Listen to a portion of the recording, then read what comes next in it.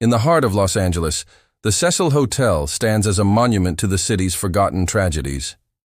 But in 2013, it became the stage for a mystery that would capture the world's attention and defy easy explanation.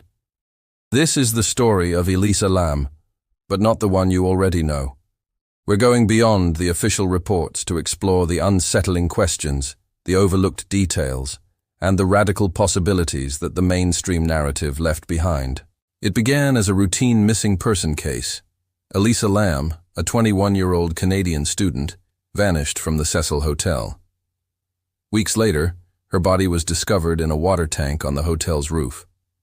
The official cause of death was accidental drowning, with her bipolar disorder listed as a significant factor. Case closed.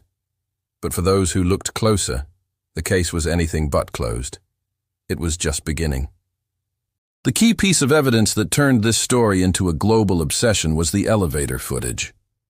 4 minutes of silent, grainy video showing Elisa's last known moments. We see her enter the elevator, press multiple buttons, and then nothing happens. The doors don't close. She peers out, as if hiding from someone. Her gestures are strange, disjointed, almost like she's having a conversation with an unseen person. Then she walks away, and the elevator doors finally close, seemingly on their own. The police presented this as evidence of a psychotic episode. But let's look closer. Notice the timestamp on the video. It's been digitally altered. Nearly a full minute of footage is missing. Why? What happened in that missing minute? Was it edited to remove another person from the frame, or was it to conceal a malfunction? This isn't speculation. It's a verifiable fact. The footage released to the public is incomplete. This one detail changes everything. It shifts the narrative from a personal tragedy to a potential cover-up. Let's challenge the official story. We're told Elisa, in a state of mania, made her way to the roof, climbed into a 10-foot water tank, and drowned. This theory requires us to accept a series of improbable events. The roof was supposedly locked and alarmed. Hotel staff testified that only employees had keys. The tank lid was so heavy that maintenance workers struggled to open it. How did a small woman, alone, accomplish this feat and then close the heavy lid from the inside? The official narrative asks us to believe in a near-superhuman act, performed in the dark, on a secured roof. The toxicology report adds another layer of confusion.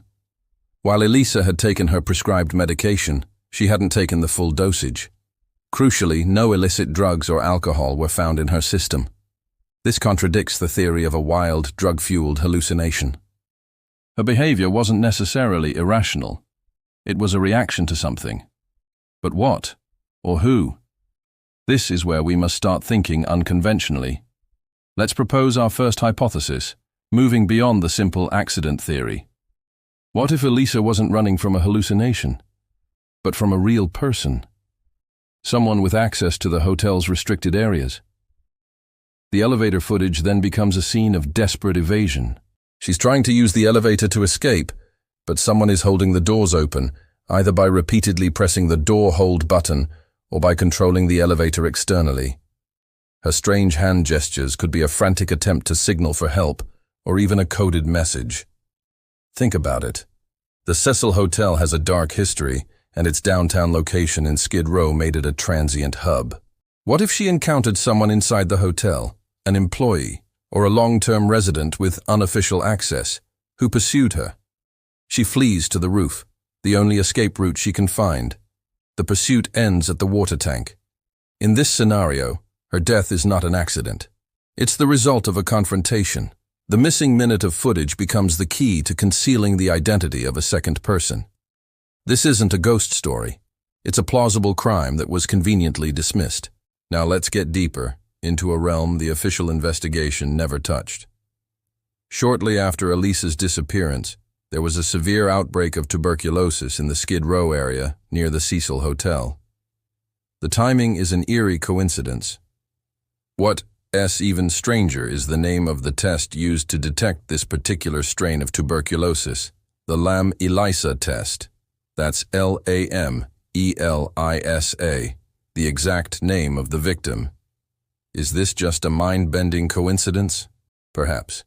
But let's connect the dots in a different way. What if Elisa, a university student, was involved in something far more complex? Let's construct a second, bolder hypothesis. Elisa was not just a tourist.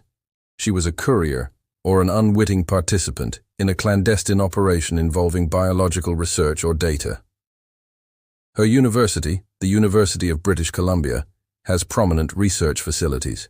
What if she was transporting something, data, or even a biological sample, and the deal went wrong at the Cecil? This theory reframes her erratic behavior not as psychosis, but as the panicked actions of someone who knows she is in over her head. Her pursuer isn't a random criminal. They are an interested party trying to retrieve what she has. They chase her to the roof, a prearranged meeting spot, or a desperate last stand. Her death becomes a way to silence her and secure the package. Her body being dumped in the water tank could have been a hasty, panicked attempt to dispose of evidence, or even a symbolic, chilling message. The Lam-Elisa test connection then transforms from a coincidence into a haunting, ironic signature left by fate. It's a conspiracy theory, yes, but one grounded in a verifiable, bizarre fact that has never been adequately explained. Let's not forget the hotel itself. The Cecil Hotel was attempting a major rebranding at the time, trying to shed its sinister reputation. A mysterious death, potentially a murder, would have been catastrophic for business. Did the hotel management or even local authorities have a vested interest in framing this as a simple, tragic accident?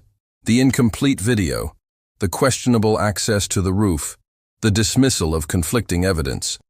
It all points towards a narrative that was constructed for convenience, not for truth. The official story of Elisa Lam is a neat, tidy box.